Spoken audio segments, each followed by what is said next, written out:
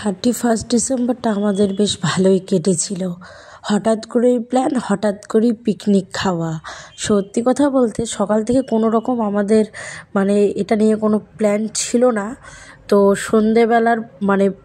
সন্ধেবেলাও ঠিক বলা চলে না, দুপুরের পরপরই আর কি শ্যামলীদি আর কি হঠাৎ করে ফোন করে বললো যে নেশা চলো দুজনে মিলে আজকে আমরা একটু পিকনিক খাই। আমি বললাম পিকনিক বলে কি একটু বিরিয়ানি পিকনিক। তো যাই হোক, যেমন কথা তেমন কাজ।